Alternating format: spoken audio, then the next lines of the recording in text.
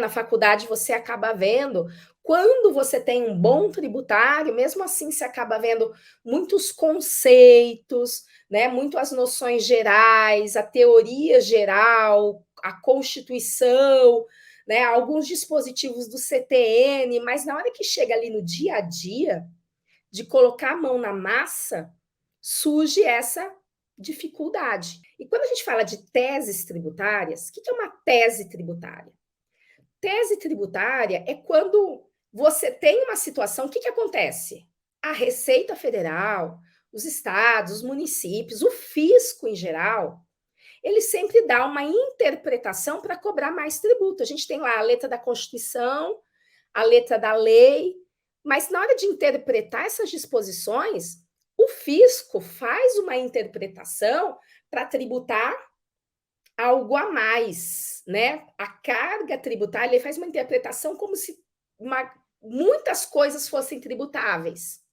E aí a tese tributária é um argumento que o contribuinte utiliza para falar assim, para discutir isso e falar: não, você não pode me cobrar sobre isso aqui. Você só pode me cobrar sobre essa quantia aqui. Ou seja, para reduzir a carga tributária. E, inclusive,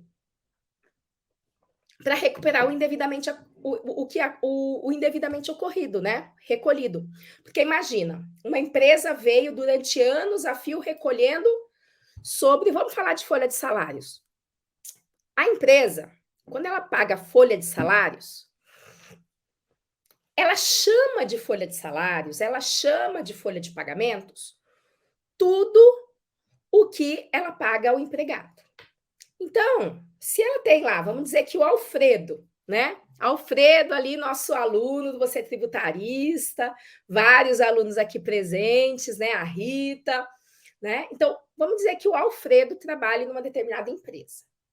E aí, quando ele trabalha nessa empresa, ele recebe valores a título de remuneração, né? O salário dele, as horas extras, férias remunerada, né? Ele fica sem trabalhar, mas recebe aquele valor de férias, mais um terço, 13º salário. Tudo isso são verbas remuneratórias. Mas o Alfredo recebe também vale transporte, vale alimentação. Se o Alfredo sofreu um acidente, Deus me livre e guarde, né? Mas ele vai receber um auxílio acidente de trabalho, né? E se for uma moça, né? Vamos dizer que seja a Rita, né? Se a Rita tiver um filho, ela vai ficar 4 meses afastada, dependendo da empresa, fica até 6 meses afastada, o quê? De licença maternidade. E ela vai receber um valor correspondente ao valor de salário dela durante esse período, que é o salário maternidade. Então, isso são só alguns exemplos de coisas que as empresas pagam, né? Só que, então imagina, a empresa pega, ela fala assim, vou fazer o pagamento para a Rita, né? E aí ela põe lá, no pagamento da Rita, um mês de janeiro, salário, hora extra, tal. Mês de fevereiro, salário, hora extra, vale transporte, vale refeição. E aí, o salário da Rita, que era de R$ 3.000, por causa do vale transporte e do vale refeição, acabou ficando R$ 3.500, né? Ou até mais, R$ 4.000. E aí, o que acontece? A empresa, o que é o salário da Rita? O que está remunerando o trabalho que ela desempenha? O valor do salário dela, o valor das horas extras, isso está remunerando o trabalho.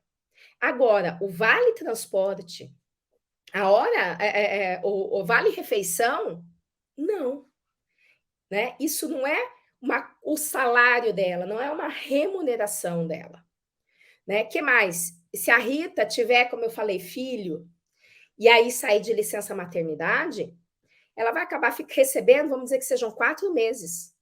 4 meses a empresa vai pagar para ela um determinado valor a título de salário maternidade. Só que esse valor não é remuneratório, porque ela não está trabalhando. Então, o que, que acontece? Né? Só para dar um exemplo aqui. Chega a Receita Federal e ela entende do seguinte modo: ela fala assim, nossa, empresa, você está entregando R$ 4.000 para a Rita, então, se você está pagando R$ 4.000 para ela, a contribuição previdenciária patronal, que é de 20%, tá? Um outro esclarecimento aqui. Quando a gente está falando de INSS, sabe a contribuição para o INSS? Na verdade, ela atualmente ela não é recolhida pelo INSS, não, ela é recolhida pela Receita Federal. E aí, sobre esse salário que a Rita recebe, tem duas incidências.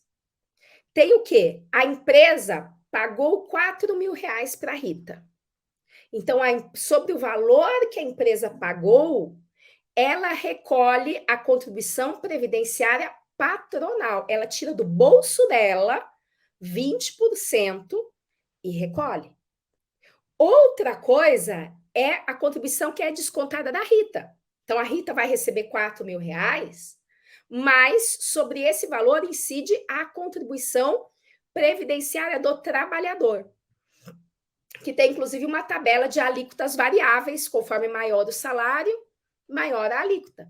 Então, são duas coisas. A empresa desembolsa 20% e recolhe, e a empresa ainda retém na fonte, na hora de fazer o pagamento para a Rita, um percentual que é a Rita que tem que pagar, mas a empresa só retém na fonte e repassa, tá? Então, sobre a folha de salários, a gente tem tanto o tributo, a contribuição devida pelo patrão, como a contribuição devida pelo empregado. Só que o artigo 195 lá da Constituição, ele fala que a União, ela tem competência, ou seja, ela pode cobrar essa contribuição sobre salário ou remuneração. E a remuneração é uma coisa assim, eu estou desempenhando um serviço, em virtude desse serviço você está me pagando um determinado valor. Isso é remuneração. Então, a Rita está recebendo aqui R$ 4.000 por mês. Só que R$ 3.000 é o salário dela, hora extra, etc. R$ 1.000, por exemplo, é de vale transporte e vale alimentação. Esse vale transporte, esse vale alimentação, não é uma remuneração dela. É como se fosse um reembolso que está sendo feito para ela. Então, as teses consistem no quê? Vem a Receita Federal e dá uma interpretação que quer tributar tudo. Ela fala, não, tudo que você pagou eu vou tributar, quero tributar os 4.000. E aí vem o contribuinte com um argumento, com fundamento na Constituição e fala assim, não, mas espera aí, você só pode tributar o que realmente for remuneração. Então, o que é mero reembolso, o que não está remunerando o trabalho, não pode ser tributado. Né? Então, essa é uma primeira premissa das teses sobre folha de salários. E aí eu dei o exemplo aqui, vamos pensar bem, de uma empresa que fez o pagamento de R$ 4.000 para a Rita, 3.000 era para ser a base de cálculo, mas ela, por conta de determinações da Receita Federal, recolheu sobre R$ 1.000 a mais, sobre 4.000. Se eu considerar a Rita, né, um empregado isoladamente, é pouco. Mas se você pensar que a empresa tem 20 empregados, olha só, a base de cálculo dela, que ela recolheu a mais, é 20% sobre R$ 20.000 por mês, né? Então, vai dar o quê? R$ 4.000 a mais que ela recolheu por mês. E aí, quando nós falamos em recuperação de créditos tributários, ou seja, quando o contribuinte pagou mais que o devido, porque a Receita Federal cobrou mais que o devido, né? Ele pode pegar de volta, ele pode recuperar os créditos tributários dos últimos 5 anos, né? Ou seja, dos últimos 60 meses, né? Então, as teses sobre folha de salários, mesmo que não seja uma empresa gigantesca que tem 200, 300 funcionários, não. Uma empresa que tem 20 funcionários já dá um valor ali considerável